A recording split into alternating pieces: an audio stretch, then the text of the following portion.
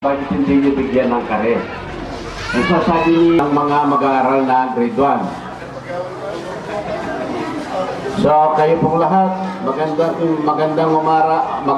umaga po sa inyong lahat at ngayon ay mag-uumpisa na tayo sa ating munting programa. Andito po kayo ng ating MC. So magandang araw po sa mga teachers. Kunyari po ang ating district supervisor at ating supporting Sir Perez at ang ating mga panauhin. So mga bata, okay ba kayo dyan? Pangyarihan sa lahat, kami po ay lumalapit sa inyo sa oras na ito. Nagpapasalamat po kami sa napakagandang umaga na ito. Salamat po sa mga buhay ng bawat isa. Salamat po sa aming district supervisor na narito po ngayon at sa aming punong guro.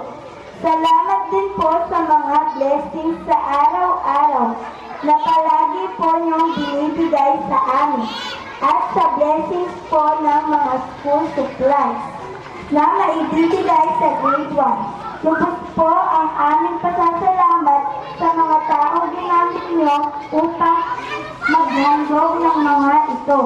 Ang aming pong kagawad, Eduardo Pangan, at ang mga bumubuo ng tagba.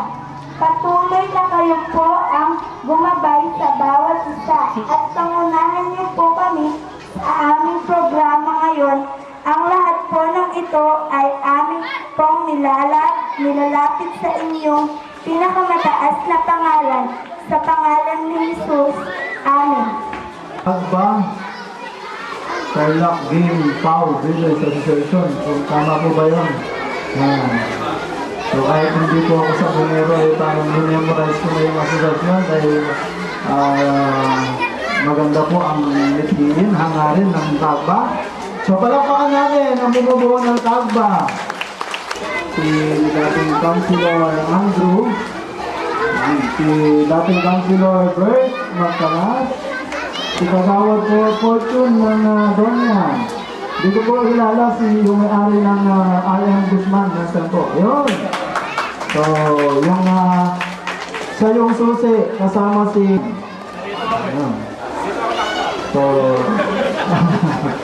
so wala yata si Kagawad din. And then of course yung ating supportive na district supervisor, yung ating mga kagawad yan sa palakpak yung mga grade 1. O grade 1 lang. Yan. So mapalad po tayo ngayon dahil ang kare at ang pakilaw ay napili pong maging recipient ng school supplies ng Tagba. Kaya isang napakalaking blessings po sa atin. So ngayon pa lang po nagpapasalamat na po ako. At sana sa mga iba pa pong mga schools at iba pa pong mga project po ninyo, huwag nyo po laging kalilimutan ang kare. Ano po? So para po kahit hindi po ako sa bungero, ako'y total mga kaibigan ko naman ng iba dyan. So kasama po ninyo ako sa inyong hangarin sa pagtulong sa kapwa. Maraming salamat po and welcome in behalf of 161 pupils of Kare and 130 pupils of Pakilaw and 16 teachers of Kare and Pakilaw. Welcome po sa Kare Elementary School. Thank you, sir.